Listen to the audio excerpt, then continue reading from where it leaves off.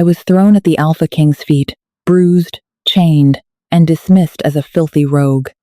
He looked at me with pure disgust, unaware that the blood of the first Lycan queens flowed through my veins. When the moon finally answered my call, his kingdom would kneel before me. The winter of 1432 was merciless, freezing the moors of the northern territories and burying the ancient pine forests in waist-deep snow. In those days, being a rogue without a pack was a guaranteed death sentence. I was known simply as Aurelia, a nameless, scentless outcast caught stealing scraps from the hunting traps belonging to the formidable Silverpine pack. My earliest memories were a blur of running, hiding, and the desperate voices of my parents telling me to conceal my scent with wolfsbane and mud. I had no wolf. At 21, an age where most shifters had long since met their inner beasts, I remained devastatingly human, trapped in a fragile body and branded a defective runt. I was captured near the borders of the historic Duchy of Cornwall estate by William Redfern, the cruelest enforcer in the Silverpine ranks.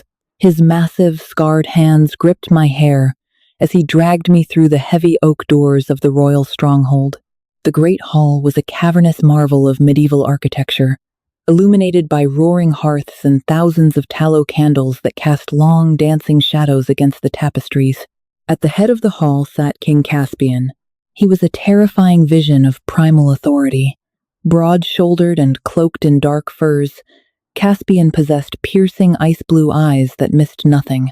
He was the undisputed Alpha King of the Western Territories, a warlord who had united the fractured packs through sheer brutality and unmatched strength. "What has crawled onto my lands, Redfern?" Caspian's voice was a low, resonant rumble that vibrated through the stone floor and settled deep in my chest. "A rogue, my king," Redfern sneered, throwing me violently onto the frozen stone floor. "Caught poaching an elk near the western ridge. She bears no pack mark. She smells of dirt and sickness." I pushed myself up on trembling arms, my ragged clothes doing nothing to shield me from the biting chill of the hall or the predatory stares of the assembled nobility.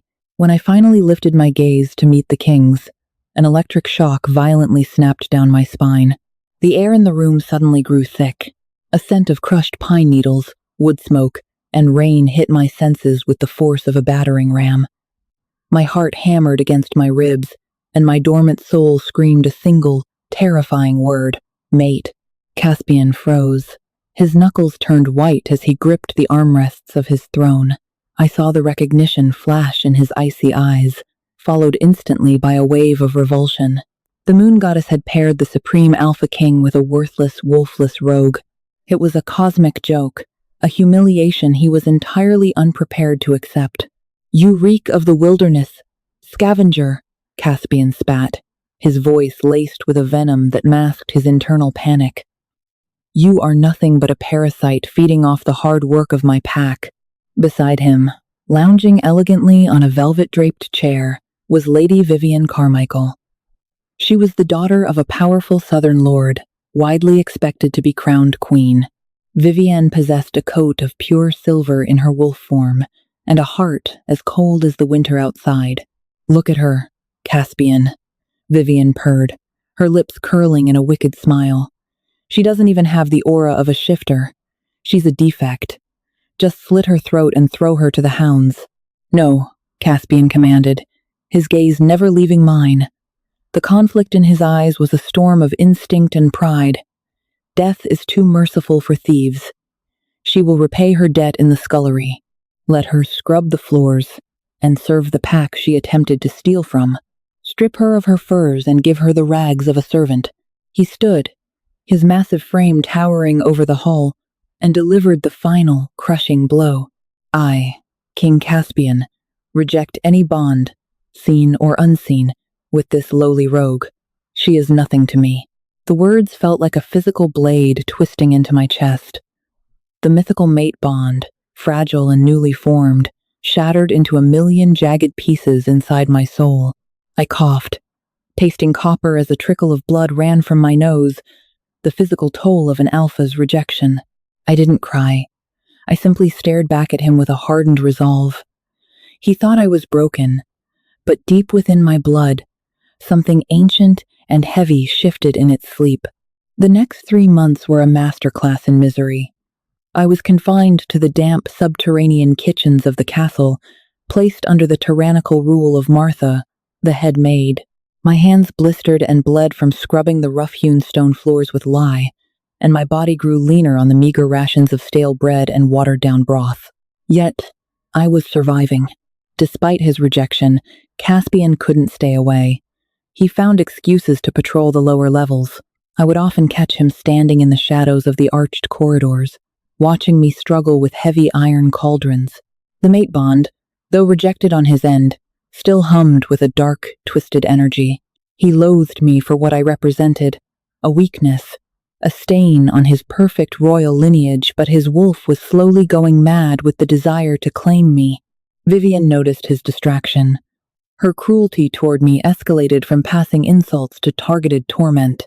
She would deliberately spill scalding wine on my hands during banquets or order the guards to leave me outside in the freezing courtyard for hours under the guise of cleaning the cobblestones. "You are a ghost, Aurelia," Vivienne whispered to me one evening as I cleared her silver plates. "You have no past, no wolf, and no future. Do not think I don't see the way he looks at you. But an alpha king does not mate with livestock." The political climate of the kingdom was just as volatile as the tension within the castle. Whispers of a rebellion reached even the scullery. A faction of rogue warlords, funded secretly by Lord Harrington, a treacherous nobleman who smiled to Caspian's face while plotting his demise, was planning an insurrection. Everything culminated on the night of the Blood Moon Festival, an ancient medieval shifter tradition celebrating the peak of their power. The Great Hall was completely transformed. Tapestries, woven with silver thread, depicted legendary Lycans of old, including the mythical House of Valerius, the first royal bloodline thought to have been eradicated centuries ago. I was ordered to serve mead to the high-ranking guards stationed near the king's table. The atmosphere was intoxicated, heavy with the scent of roasted venison, spiced wine, and the pheromones of powerful shifters. Caspian sat at the center, looking every bit the ruthless conqueror, though his eyes constantly darted to where I stood in my drab, stained apron. Just before the midnight toast, the heavy oak doors blew open with a deafening crash. The wind howled into the hall, extinguishing half the torches. Chaos erupted as 20 heavily armed mercenaries poured into the room, their weapons coated in liquid wolfsbane and pure silver.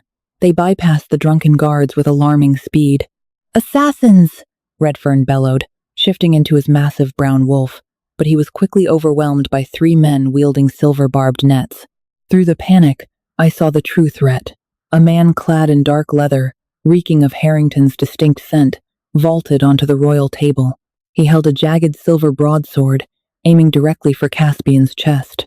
Caspian was fast, but the assassin threw a handful of powdered wolfsbane into his face, temporarily blinding the Alpha King and bringing him to his knees. The blade came down. I didn't think. I didn't rationalize. The primal instinct to protect the mate who had rejected me overrode my human frailty. I lunged forward, throwing my fragile body between the Alpha King and the assassin's blade. The silver sword pierced deep into my shoulder, tearing through flesh and pinning me against Caspian's chest. I screamed a horrific, tearing sound that echoed above the din of battle. The assassin yanked the blade out, laughing as I collapsed onto the dais, my blood pooling rapidly over the ancient stone runes carved into the floor. "Aurelia!" Caspian roared, his vision clearing just enough to see me bleeding out over his lap. For the first time, the cold, arrogant king looked absolutely terrified. "Foolish rogue," the assassin sneered, raising his sword for the final blow. "You die for a king who wouldn't shed a tear for you." But as my blood soaked into the grooves of the stone floor, the crimson moonlight, streaming through the high stained glass windows, hit the pooling liquid. Something snapped. The searing pain in my shoulder vanished, replaced by an inferno that started in my chest and rapidly incinerated my veins. The silver poison, which should have killed a human instantly and severely wounded a shifter, was burning away like mist. My spine arched violently. The sound of my bones breaking, lengthening and reshaping was sickeningly loud, silencing the battles raging in the hall. Caspian scrambled backward, his eyes wide with shock as he watched the defective rogue begin to transform. This was no ordinary shift. Pure, blinding golden light radiated from my flesh. A shockwave of raw, unadulterated power blasted outward, throwing the assassin 30 feet across the room and shattering every goblet in the hall. When I finally rose, I was no longer the fragile scullery maid. I stood over 7 feet tall in my Lycan form, my fur a mesmerizing, iridescent obsidian, tipped with pure gold. My claws were like diamond-edged sabers, and my eyes glowing like twin suns commanded absolute submission. I let out a deafening, earth-shattering roar that shook the very foundations of the castle. Every wolf in the room, from the assassins to Lord Harrington, and even King Caspian himself, was forced to their knees, their inner beasts whimpering under the crushing, divine aura of a true royal Lycan. I turned my glowing golden eyes down to Caspian, who was staring up at me in absolute dread and awe. The worthless rogue he had rejected was the last living descendant of the House of Valerius, and my reign had just begun. The great hall fell into a suffocating, terrifying silence. My Lycan form was a myth breathed into terrifying reality. The assassin who had stabbed me only moments before now stared up at me, his silver broadsword slipping from his trembling fingers to clatter uselessly against the stone. He didn't even have time to scream. With a single, blindingly fast swipe of my golden-tipped claws, I tore through his leather armor and chest cavity as if they were made of parchment. He crumpled to the floor, lifeless. The remaining mercenaries, hardened killers who had just breached a royal stronghold, broke rank and fled toward the heavy oak doors in absolute panic. They did not make it. The beast inside me, dormant for 21 years, suppressed by generations of fear and hiding, was starving for retribution. I moved with a speed that defied the laws of nature. In mere seconds, the heavy doors were slammed shut by a shockwave of my raw power, trapping the assassins inside. I tore through them with calculated, brutal precision. My movements were a blur of obsidian and gold, leaving nothing but broken bodies in my wake. I did not touch the castle guards. My Lycan instincts perfectly distinguished between the invading threats and the submissive wolves groveling on the floor. When the last mercenary fell, the thick scent of blood and fear saturated the air. I turned my massive, terrifying frame back toward the royal dais. King Caspian was still on his knees. The Alpha King, the most feared warlord of the Western Territories, was physically incapable of standing. My royal Lycan aura commanded an involuntary, biological submission from every shifter in the room. His ice-blue eyes, previously filled with arrogance and disgust, were now wide with a mixture of profound shock, awe, and deep, primal yearning. The mate bond he had so violently severed was desperately trying to reattach itself, frantically clawing at his soul.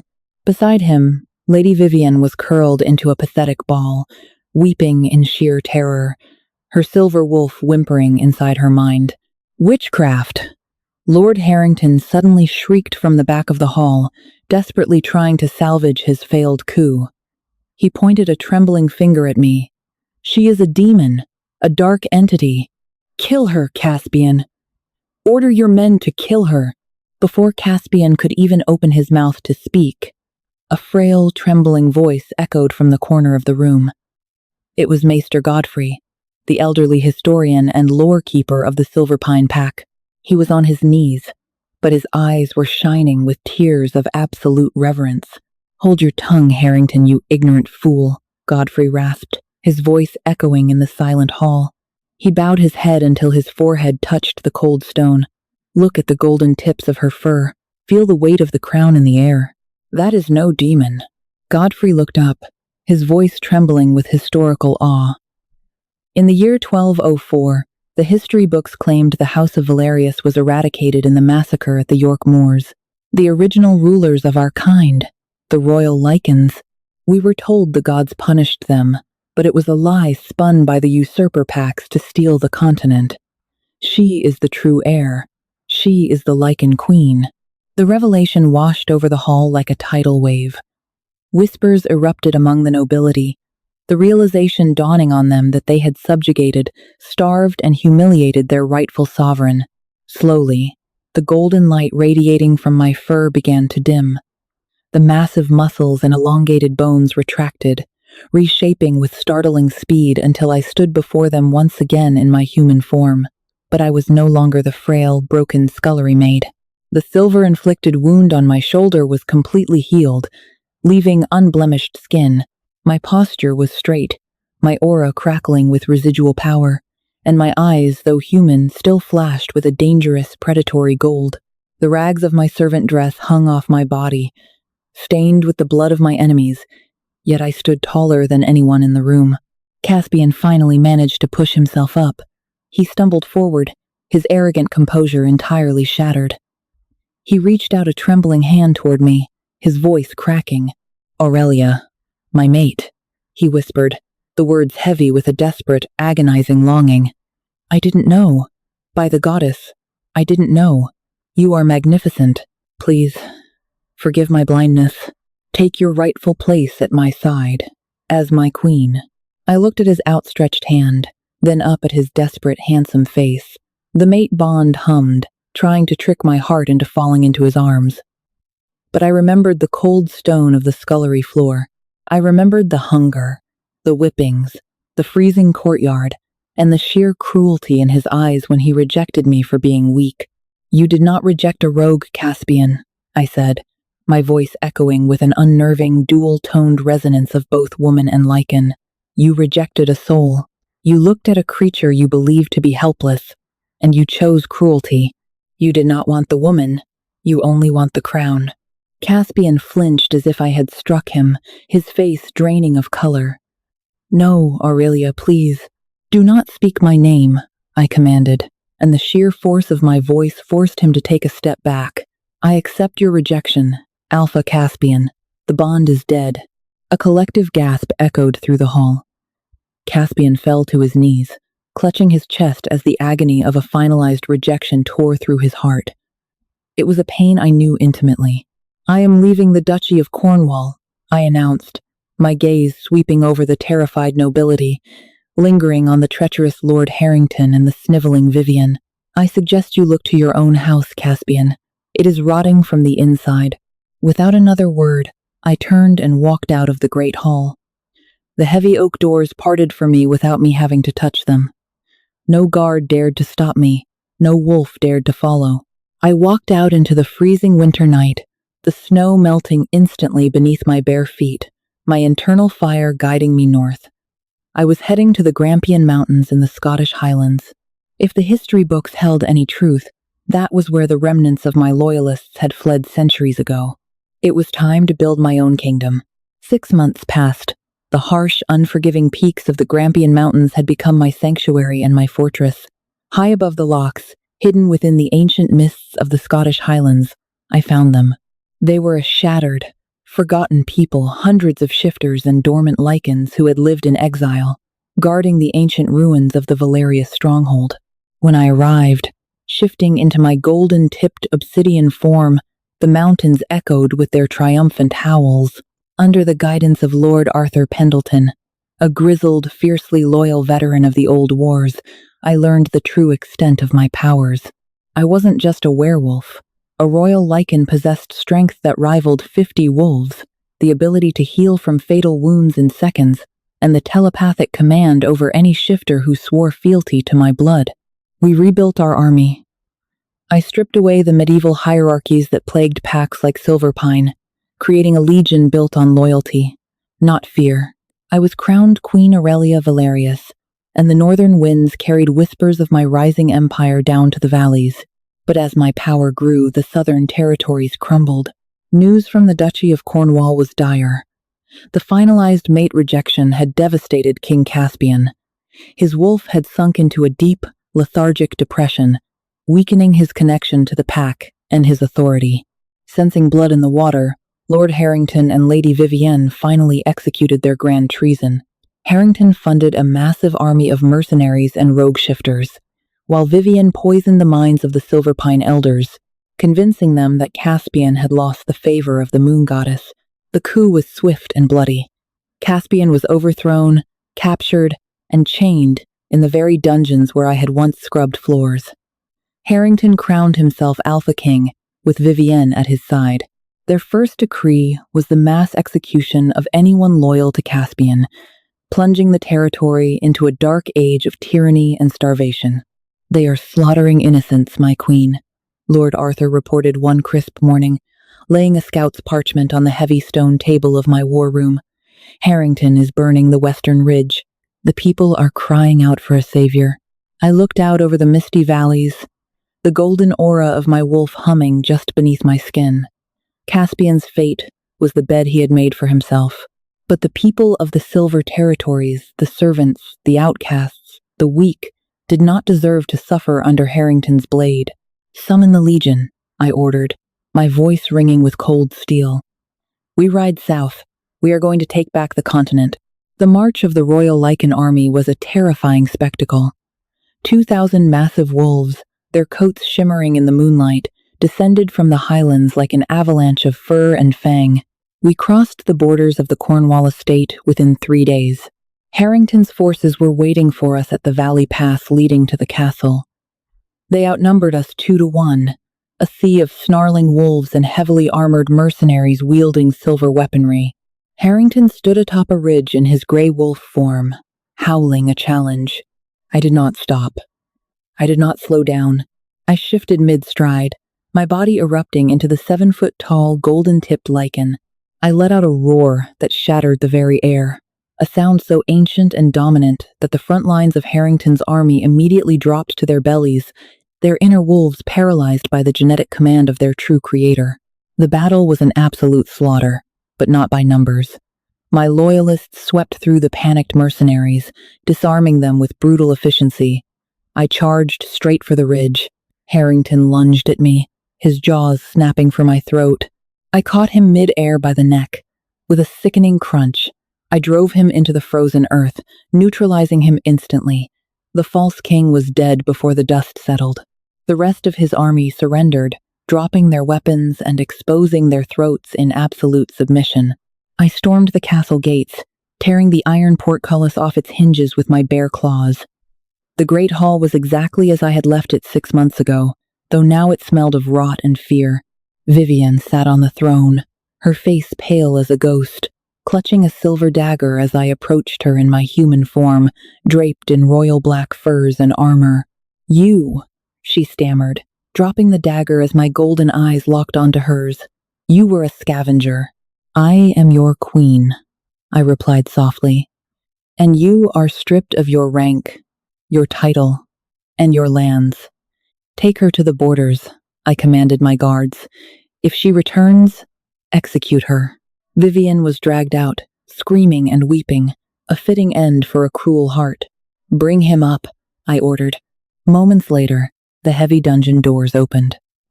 2 of my Lycan guards dragged Caspian into the hall. He was a shadow of the terrifying warlord he had once been. He was emaciated, his face covered in bruises, his dark hair matted with blood and dirt. Heavy iron chains bound his wrists and ankles. They forced him to his knees at the base of the dais. He slowly lifted his head, his dull, defeated, ice-blue eyes meeting mine. When he realized it was me standing in front of the throne he had once banished me from, radiating the undisputed power of a reigning monarch, a tear cut through the dirt on his cheek. He didn't ask for mercy. He didn't ask for his crown back. He fully expected me to order his execution. "Aurelia," he whispered, a cracked, broken sound. "You came back." "I did not come back for you, Caspian," I said, my voice echoing in the silent hall. I walked down the steps of the dais, stopping just inches from his chained form. "I came back for my kingdom. You failed your people. You allowed arrogance and cruelty to blind you to the rot in your own court. You are no longer a king." He bowed his head, accepting his fate. "I know. I deserve death. Do it." I looked down at the man who was supposed to be my equal, the mate the universe had chosen for me. He had been broken, humbled by the very rogue he had discarded. "No," I said quietly. "Death is too easy for you." I reached down, and with a sharp twist of my hands, I snapped the heavy iron chains binding his wrists, the metal shattering like glass. Caspian gasped, rubbing his bruised wrists, looking up at me in absolute confusion. "You will live, Caspian," I commanded, projecting my voice so every noble and soldier in the hall could hear me. "You will live, and you will serve. You will spend the rest of your life rebuilding the villages Harrington burned. You will fight on the front lines of my army. You will protect the weak, the rogues, and the outcasts you once despised, and you will do it all under my banner." Caspian stared at me, the shattered pieces of his soul slowly beginning to stitch themselves back together. He saw no cruelty in my eyes, only the unbreakable, just resolve of a true ruler. The mate bond, though permanently altered, flickered with a new kind of connection, not of equals, but of a sovereign and her most devoted knight. Without hesitation, Caspian pressed his forehead against the cold stone floor, right over the ancient runes where my blood had once spilled. "My life is yours, Queen Aurelia," he swore, his voice trembling with a newfound absolute devotion. "My breath, my blood, my wolf. I belong to you until my dying day." I turned my back to him, ascending the stairs of the dais. As I sat upon the throne of the Western Territories, the entire Great Hall, my loyalists, the remaining Silverpine nobles, and the broken Alpha King himself knelt before me. The rogue had returned, and the kingdom would never be the same. If you were hooked by Aurelia's epic revenge and the rise of the true Lycan Queen, smash that like button. Don't forget to subscribe to the channel for more intense, dramatic werewolf stories, and share this video with a friend who loves a satisfying plot twist where the underdog takes the throne. What do you think Caspian's fate should be? Drop your thoughts in the comments below.